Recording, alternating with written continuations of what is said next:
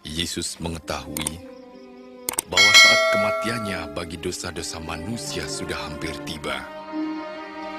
Lalu ia berdoa, "Ya Bapa, jika kau mau ambillah cawan ini dariku. Tapi jangan kehendakku, melainkan kehendakmu yang jadi." Saya tidak mau. Karena saya sudah didogma, sudah didogma bahwa orang Kristen itu penyembah manusia. Orang Kristen itu sesat. Orang Kristen itu kafir. Dan orang Kristen itu adalah orang-orang yang harus dicelikkan matanya bahwa mereka itu menyembah manusia yang sudah mati di kayu salib, yang terkutuk, yang nggak bisa menyelamatkan dirinya sendiri. Kehidupan saya juga liar ya. Akhirnya saya masuk dalam seks bebas. Dan ketika seks bebas itu, saya melakukan itu, kemudian akhirnya saya hamil. Oke, salam kenal semuanya. Nama saya Ingvi, lebih lengkapnya nama saya itu Ingvi Rizky Ramadan.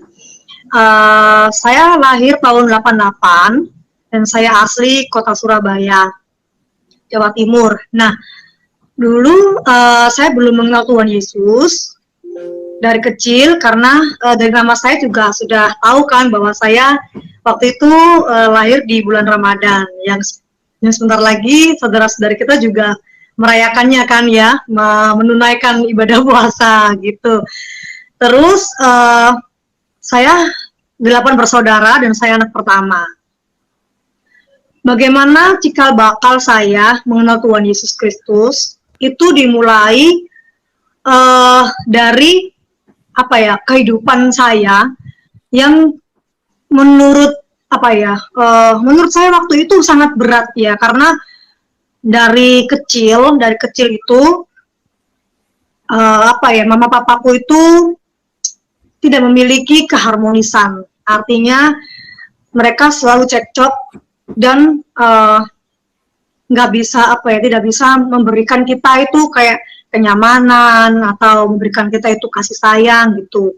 Nah, selain itu kami juga ada di ekonomi kami itu benar-benar ada di bawah rata-rata. Jadi kita benar-benar minus dan akhirnya itu aku sejak kelas 4 SD aku sudah harus bisa mencari uang sendiri dengan berjualan ya.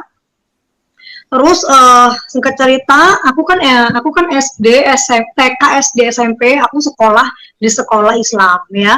Jadi aku sudah diajarin oleh sekolah itu bagaimana doktrin-doktrin agama ya.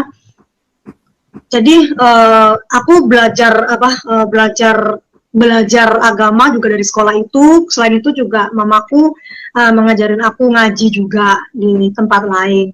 Nah, jadi setelah itu saya SMP, SMA keadaan juga belum begitu baik ya. Terus saya dan adik-adik saya juga harus menghidupi diri kami sendiri, juga keluarga ya. Akhirnya hal itu membuat kita itu menjadi pribadi yang kepahitan dengan keras dunia yang harusnya kita belum merasakan, sehingga kita cenderung tidak mengerti apa yang salah atau yang benar. Jadi pokoknya kita itu hidup bagaimana caranya hidup ya, itu aja yang ada di dalam kehidupan kita waktu itu. SMA itu mulai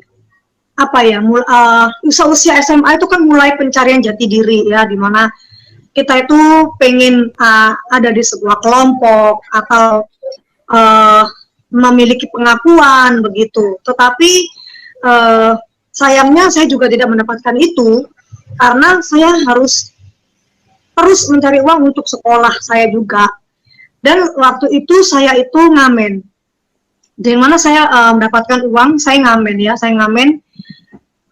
di salah satu traffic light di kota Surabaya. Saya selain ngamen, saya jual koran juga. Di situ saya benar-benar puncaknya marah dengan kehidupan ini. Ya, saya merasa bahwa Tuhan itu sebenarnya ada atau tidak. Tuhan itu benar atau tidak, dan Tuhan itu adil atau tidak. Mengapa dari saya kecil sampai saya merasakan saya sudah ABG gitu kan ya, saya kok hanya merasakan kepahitan saja.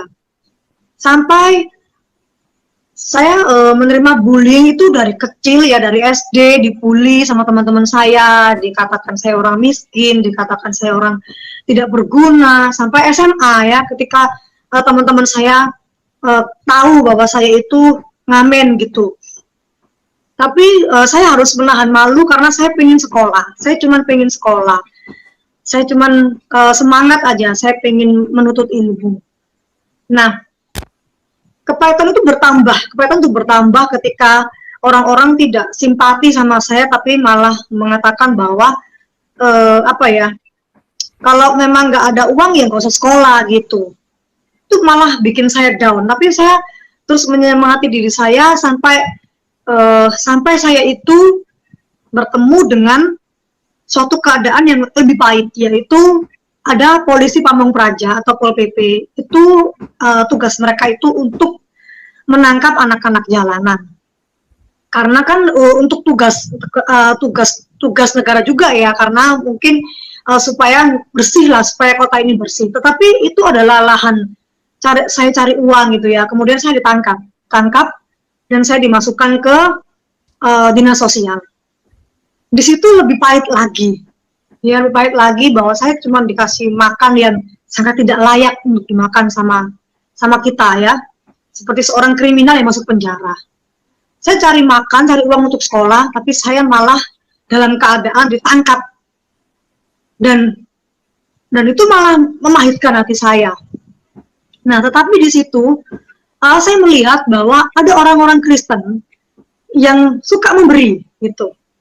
Mereka bawa makanan, bawa minuman gitu, dan dibagi-bagikan kepada anak-anak yang ditangkap di situ. Saya mulai ngerti, oh ada orang Kristen itu suka memberi gitu. Udah, terus kemudian beberapa hari kemudian mama saya itu berjuang untuk mengeluarkan saya dari situ dan saya keluar. Dengan catatan saya tidak boleh kembali jalanan lagi. Apakah saya menurut? Tentu tidak, karena tuntutan perut itu jauh lebih penting daripada menuruti peraturan pemerintah, ya kan? Saya lapar gitu dan saya pengen sekolah dan hanya itu yang bisa saya lakukan. Saya balik lagi ke situ. Nah, dibalik lagi ke situ, pada waktu itu hujan deras sekali dan saya lapar sekali habis pulang. Jadi saya tuh ceritanya kalau ngamen pulang sekolah, saya taruh seragam, saya jalan kaki dan saya jual koran dan ngamen di situ. Dan hasil dari ngamen dan jual koran itu sangat nggak banyak ya, nggak banyak orang mau berbelas kasihan untuk memberikan uang recehnya kepada kami. Jadi pada waktu itu hujan deras dan sudah malam dan saya belum dapat uang untuk saya bawa pulang untuk sekolah besoknya. Di dalam hati saya itu saya benar-benar udah marah sama Tuhan. Dan pada waktu ada guntur itu kayak kilat-kilat gitu, saya tuh menantang Tuhan. Saya bilang, Tuhan, turunlah, aku mau berperkara sama kamu. Aku pengen tahu kamu itu Tuhannya orang Islam atau Tuhannya orang Kristen atau Tuhannya orang Katolik atau orang Buddha atau orang Hindu. Kamu turun loh gitu. Aku mau berperkara sama kamu. Aku pengen tahu kamu itu siapa. Kamu itu Tuhan yang mana. Dan ngomong sama aku. Apa tujuanmu membuat hidupku pahit, membuat hidupku seperti ini? Apa tujuan hidup? Apa tujuanmu, apa rancanganmu dalam hidupku? Sehingga engkau begitu menyakiti aku. Kenapa enggak kamu bunuh aja aku sekarang? Dan kita bisa berperkara bersama-sama. Pokoknya intinya aku pengen berperkara sama dia. Aku tantang Tuhan gitu ya. Saking pahitnya gitu. Tapi apa yang terjadi? Enggak terjadi apa-apa. Ya. Sampai akhirnya pada beberapa hari kemudian ada sekumpulan orang-orang Kristen ya. Itu setiap hari Sabtu mereka itu mengunjungi kami. Jadi tiba-tiba itu ada sekumpulan orang-orang rohaniawan gitu ya, Kristen, mereka bawa makanan, bawa buku, bawa gitar. itu mereka mengumpulkan kami anak jalanan, dan mereka itu tidak segan-segan itu mau memeluk kami yang dekil ya, kami yang hitam, kami yang bau. Mereka memeluk kami dan mereka bagi-bagi makanan, bagi-bagi buku, menyanyi lagu rohani. Tetapi saya tidak mau. Ya, tapi saya tidak mau. Jadi di satu sisi saya menantang kedatangan Tuhan, tapi di sisi lain ketika ada orang yang mengenalkan Tuhan waktu itu, saya tidak mau. Karena saya sudah didogma, ya, sudah didogma bahwa orang Kristen itu penyembah manusia. Orang Kristen itu sesat. Orang Kristen itu kafir. Dan orang Kristen itu adalah orang-orang yang harus dicelikkan matanya bahwa mereka itu menyembah manusia yang sudah mati di kayu salib, yang terkutuk, yang nggak bisa menyelamatkan dirinya sendiri. Jadi bagaimana bisa mereka itu menginjili saya? Jadi pada waktu itu mereka sudah menawarkan pada saya, apakah saya mau dibayarin sekolahnya, dikasih beasiswa, supaya saya tidak ngamen lagi. Dan saya menolaknya mentah-mentah, ya. Bayangkan, saya menolaknya mentah-mentah padahal saya butuh sekali pertolongan itu. Karena di dalam hati saya, orang Kristen itu mengkristenkan orang dari hartanya. Dan saya tidak mau tertipu oleh orang Kristen. Kemudian saya terus melanjutkan ngamen saya, ya. Dan saya tertangkap lagi. Ketiga kalinya, saya tertangkap lagi, itu 14 hari sebelum saya Eptanas. Dan saya itu selama 3 tahun sekolah, saya hanya berhasil membayar uang sekolah selama 1 tahun. Jadi saya menunggak 2 tahun. Belum dengan uang-uang buku dan uang segala sesuatunya itu. Dan saya itu dan saya nggak boleh, syarat Eptanas waktu itu harus lunas uang semuanya. Baru saya boleh bisa mengikuti Eptanas. Dan waktu itu saya nggak ngerti apa yang harus saya lakukan. Saya nggak bisa memaksa orang tua saya karena saya tahu bahwa orang tua saya juga nggak punya duit. Dan adik saya banyak gitu. Jadi saya nggak tega minta uang. Akhirnya saya tetap aja. Saya berharap mujizat itu terjadi. Saya berharap ada orang yang menolong saya untuk membayar uang sekolah. Jadi saya ngamen lagi. Apa yang terjadi? Bukan mujizat, tapi saya ditangkap lagi untuk yang kesekian kalinya. Dan yang ketiga ini jauh lebih pahit karena saya harus dijadikan satu dengan orang-orang yang setengah ODGJ dan orang-orang yang berpenyakit banyak putih-putih itu. Kalau orang Kristen mengatakan itu kusta. Makanya saya kalau baca kitab sekarang saya tahu orang kusta. Secara kasat mata, secara fisik saya sudah pernah melihat. Tetapi mungkin kalau orang-orang lebih familiar kalau mengatakan itu lepra, ya. Jadi, tapi kita sama-sama di situ sama-sama dalam satu area gitu terus di kerangkeng ya. Jadi mohon maaf jadi kayak aromanya itu sangat tidak nyaman gitu. Ada semi ODGJ juga. Dan saya begitu pahit gitu, begitu saya nangis gitu ya. Makan udah nggak bisa, bagaimana kita mau makan ya? Namanya semi ODGJ, mohon maaf kalau buang air kecil atau besar, iya semaunya kan. Belum lagi yang sakit itu. Jadi saya tuh gimana ini kok malah saya di sini? Gimana sekolah saya? Akhirnya saya nggak mau menyerah ya. Saya nggak mau menyerah. Gimana supaya saya keluar? Setiap hari itu saya panggil ketua kayak pemimpin dinas sosial itu, ibu tolong saya mau keluar, saya mau sekolah, ibu tolong saya gitu. Tapi saya nggak dikeluarin karena saya terus melakukan hal yang sama, yaitu mengamen di jalanan. Akhirnya pada suatu ketika sudah 7 hari saya di situ dan seminggu lagi saya panas, saya udah nggak mau tahu ya, saya gedok itu kayak jeruji besinya itu akan ada kayak rantai-rantainya gitu. Kalau kayak jeruji besi itu kan kayak dirantai gitu kan. Nah jadi saya pagar itu saya kotak-kotak gitu, tak gitu kan, tolong saya gitu, tolong saya, terus saya bilang tolong saya gitu terus ya. Saya pengen sekolah. Akhirnya karena saya tiap hari melakukan hal yang berisik gitu ya, akhirnya dikeluarin juga. Dan saya minta surat bahwa sebagai bukti di sekolah bahwa saya tidak masuk sekolah karena saya ditangkap sama dinas sosial. Dan akhirnya mereka mau mengeluarkan surat itu, dan saya hadapi di sekolah itu bahwa saya selama ini mengamen di jalanan untuk membayar uang sekolah, dan saya nggak tahu lagi apa yang harus saya lakukan supaya saya ikut Eptanas. Dan ketika guru saya itu melihat ada bukti benar bahwa saya sudah ditangkap Pol PP, dia langsung peluk saya dan dia mengatakan uang sekolah saya dianggap lunas dan saya boleh Eptanas. Nah, syukurlah pada waktu itu, singkat cerita, saya sudah lulus ya, dan saya termasuk 10 terbaik nilainya di situ. Kemudian, nah, setelah saya lulus itu, saya kerja. Karena saya ini sudah terbentuk di jalanan dan liar, kehidupan saya juga liar ya. Akhirnya saya masuk dalam seks bebas. Dan ketika seks bebas itu, saya melakukan itu, kemudian akhirnya saya hamil anak saya yang pertama, dan saya sama pacar saya menikah ya. Saya masih muslim. Jadi suami saya waktu itu muslim, pernikahan yang pertama saya muslim. Ketika saya hamil 5 bulan itu, dia tiba-tiba menceraikan saya, dan saya dipulangkan ke rumah orang tua saya. Jadi hati saya tambah pahit, ya, malah pahit. Jadi saya hamil, mengandung itu saya diceraikan, dan saya harus kembali ke rumah orang tua saya, dan saya harus cari uang lagi. Jadi semakin pahit lah kehidupan saya. Akhirnya saya harus menunggu persalinan. Sampai persalinan tiba, saya bekerja. Anak saya 2 bulan, ya, saya bekerja, saya tinggal dia bekerja, saya bayar orang untuk menjaga dia, dan saya bekerja. Nah, di dalam bekerja itu, saya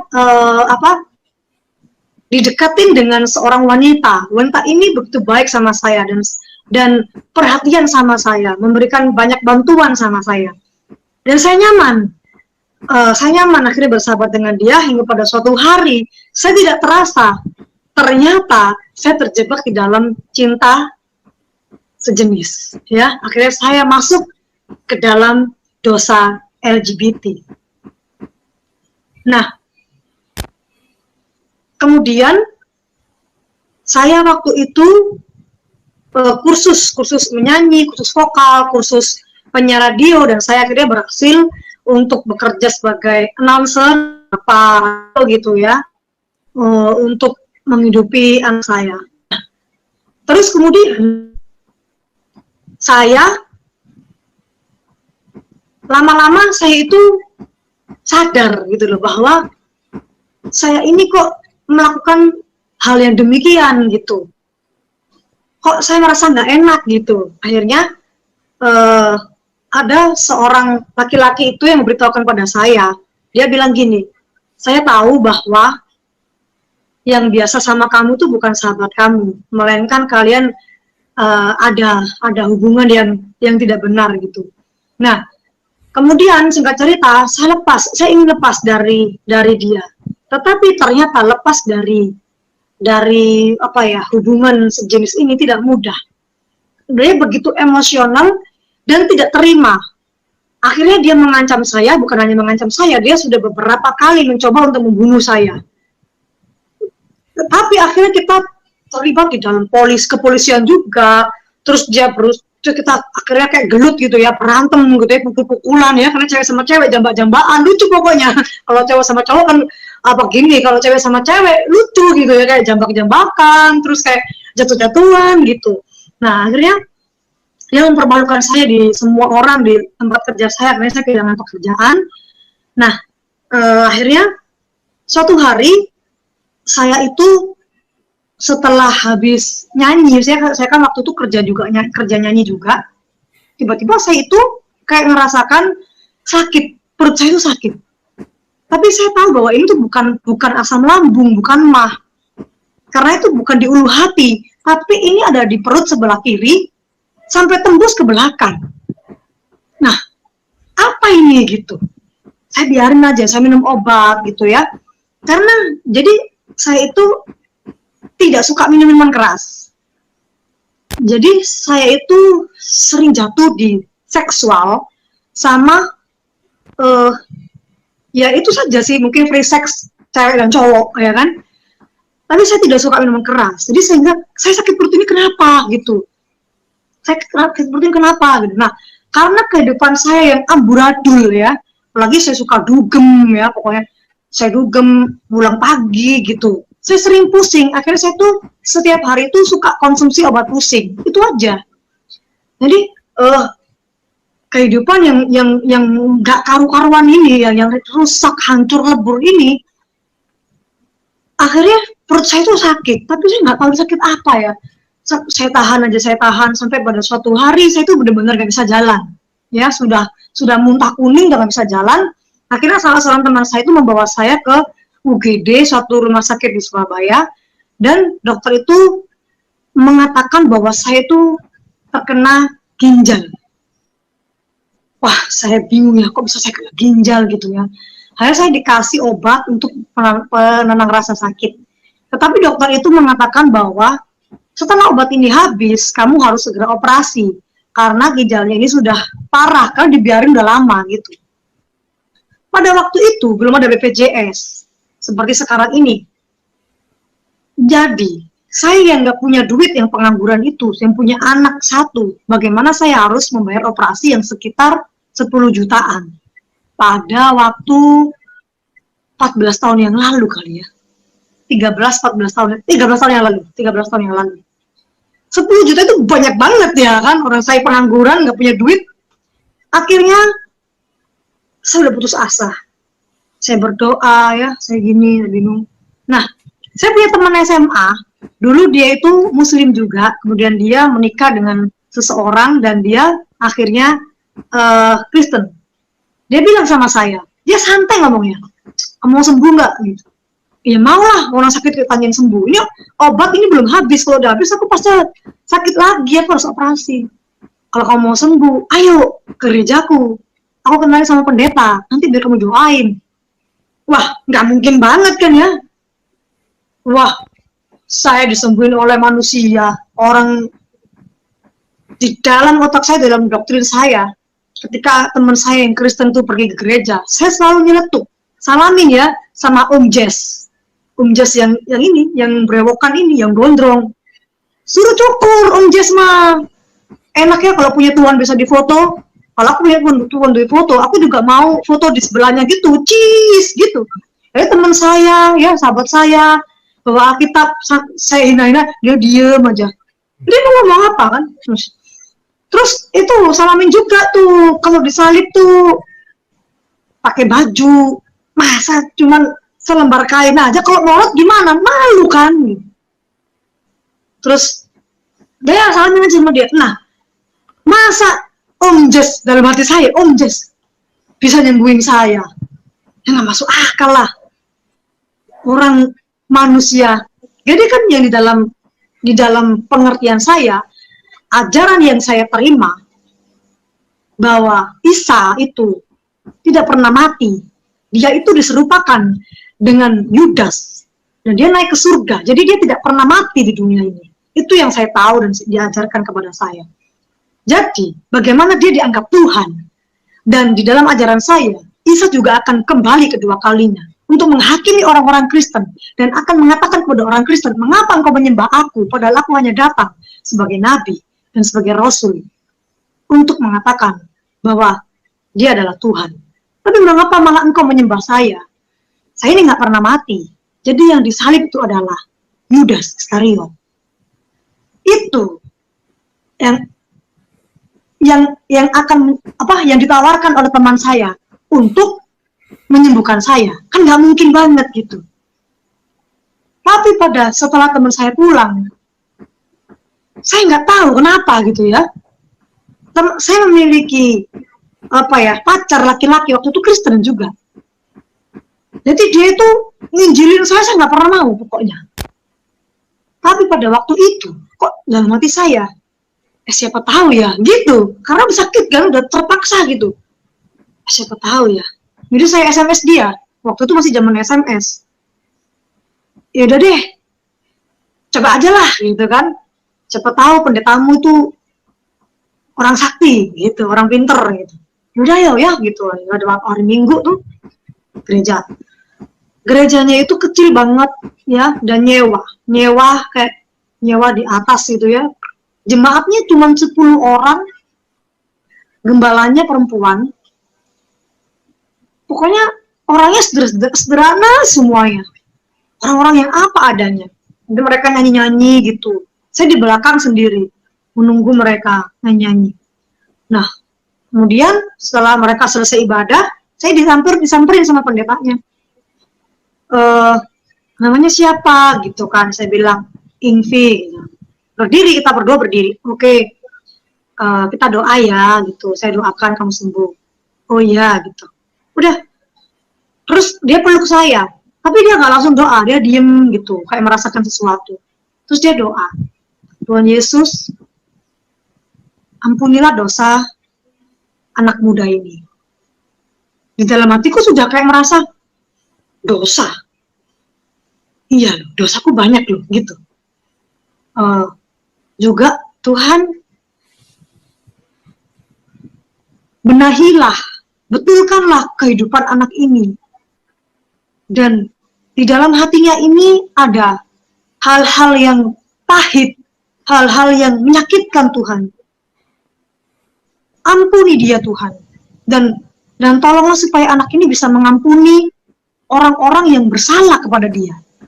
Jadi kata-kata itu begitu menusuk hati saya gitu. Karena saya merasakan kenapa pendeta ini sakti banget gitu ya.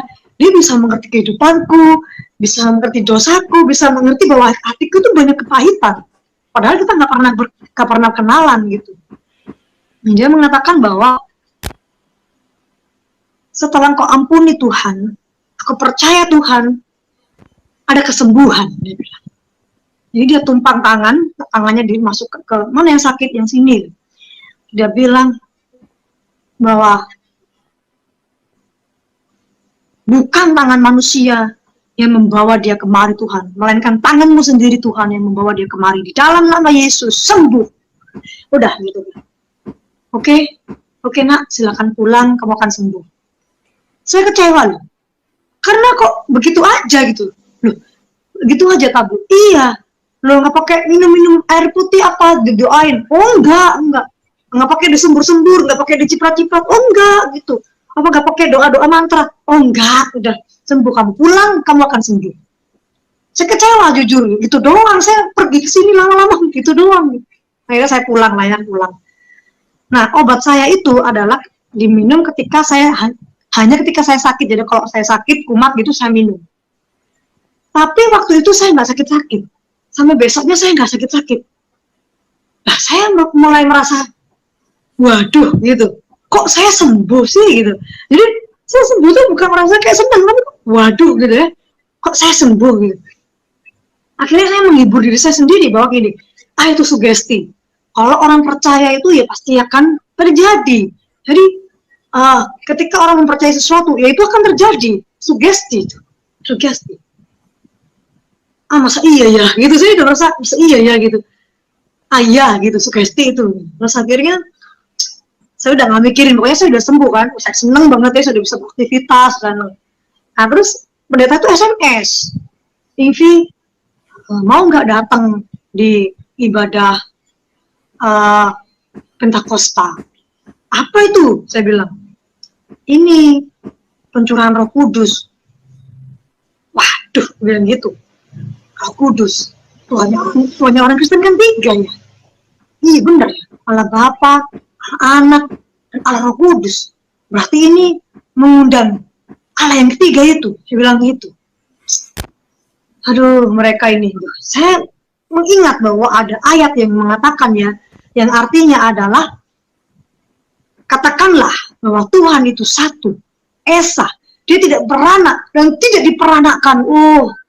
Saya bilang ya kan, saya tidak mau menyebutkan Arabnya ya, karena saya tidak mau menyinggung siapapun. Jadi tetapi saya minta maaf kepada pihak manapun yang nantinya akan mendengar, karena ini adalah sebuah kesaksian ya yang benar-benar saya alami, dan waktu itu saya benar-benar rasakan bahwa tidak ada Tuhan itu beranak dan diperanakkan.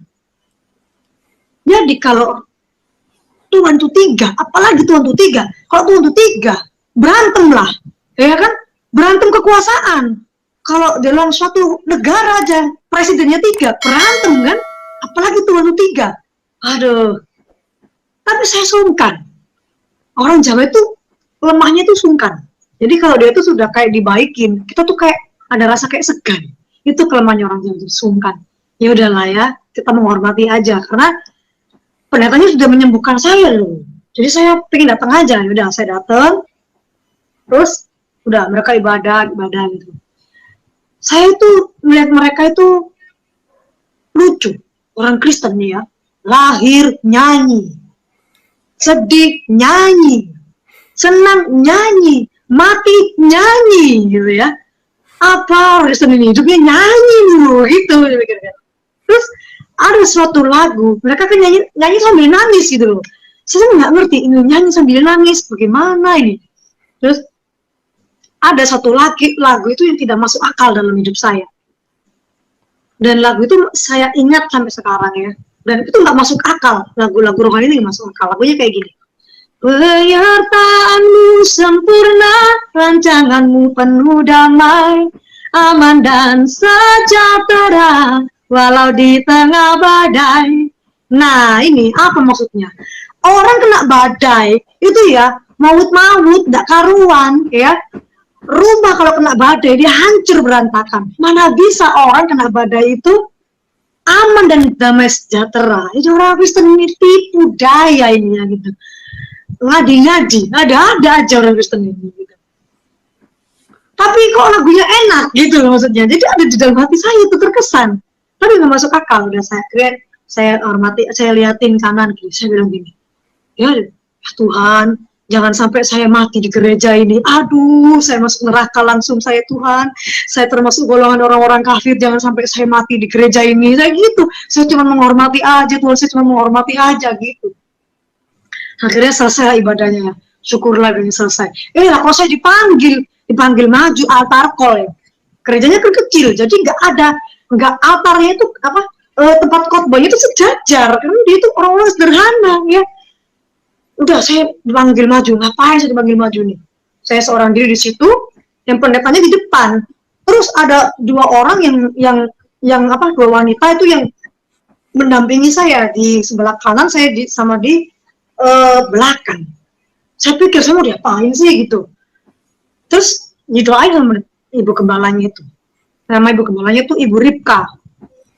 Ibu Ripka itu bilang begini. Tangannya itu di kepala saya gini.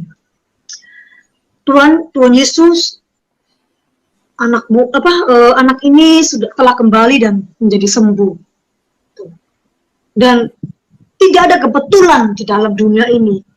Jika dia datang di sini Tuhan, berarti bukan tangan manusia, tapi tangan Tuhan.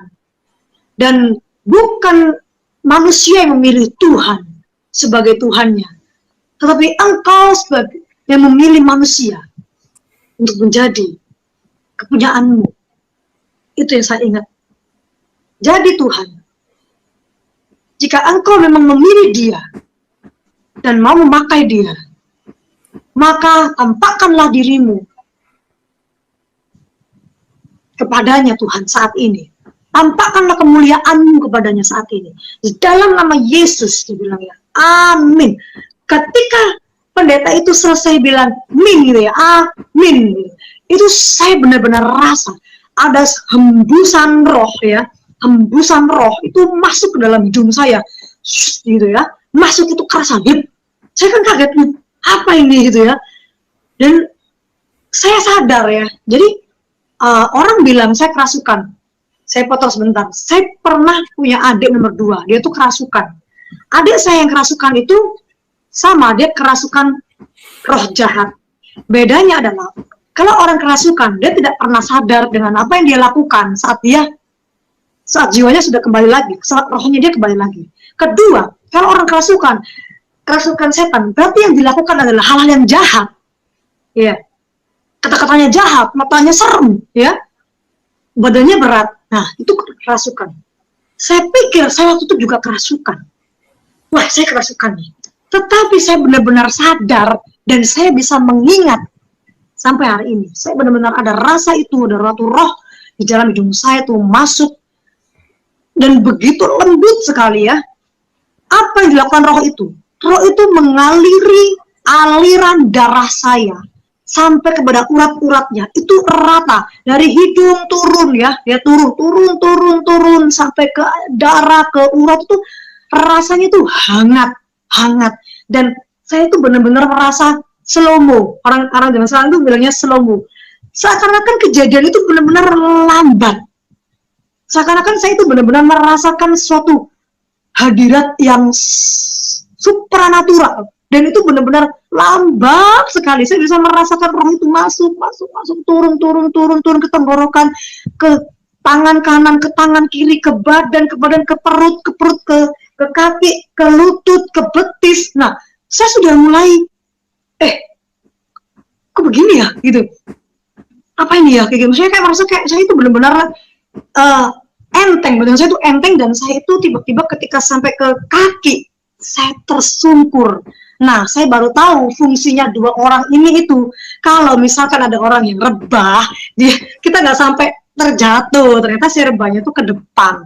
Jadi saya dibiarkan berlutut ya, dan saya menangis ya. Saya hampir menangis. Saya bertanya gitu. Saya tahu ini adalah pekerjaan Tuhan.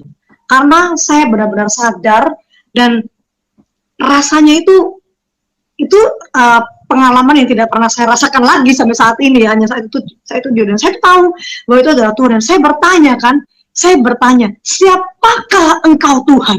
Dan saya dengar secara audible ya, kalau orang mengatakan, saya banyak ketika saya bersaksi, saya dipikir orang gila ya, itu terserah mereka. Tapi yang saya rasakan, saya mendengar ya, dia berkata, akulah Yesus yang selama ini engkau hina-hina itu. Kemudian saya nggak bisa menahan, saya menangis. Dan ketika saya menangis, saya merasa waktu itu sudah normal. Tadi kan ketika ada aliran darah itu, roh itu kan memenuhi hidup saya, memenuhi tubuh saya merasa pelan ya. Tapi ketika saya sudah menangis, saya dengar suara Tuhan. Seperti waktu itu sudah apa ya, kayak normal kembali. Dan saya menangis. Kemudian saya heran, kenapa saya bisa berbahasa yang aneh, yang saya nggak ngerti sebelumnya. Saya bisa bahasa, saya mengatakan bahasa yang seperti berapi-api, dan ini bukan bahasa manapun, bukan bahasa negara manapun, ya. Dan saya kemudian sampai saya puas, saya kemudian dipeluk sama pendeta itu mengatakan bahwa tidak ada lidah yang bisa berkata Yesus Kristus adalah Tuhan kalau bukan Roh Kudus yang ada di dalam hatinya. Dan saya mengatakan, tadi saya bicara apa? Saya tadi ngomong apa kok begitu gitu. Pendeta itu bilang bahwa kamu dibaptis Roh Kudus sebelum kamu dibaptis oleh air. Itu adalah bahasa lidah, begitu katanya. Akhirnya, padahal saya nggak ngerti sama sekali ya tentang bahasa itu, saya nggak ngerti sama sekali. Akhirnya saya kemudian belajar tentang Yesus Kristus, dan kemudian beberapa bulan kemudian saya dibaptis. Jadi itulah nggak singkat perjalanan saya cikal bakal saya mengenal Tuhan Yesus Kristus. Begitu, Kak. Yesus mengetahui bahwa saat kematiannya bagi dosa-dosa manusia sudah hampir tiba. Lalu ia berdoa, Ya Bapa, jika kau mau ambil cawan ini dariku, tapi jangan kehendakku melainkan kehendakmu yang jadi.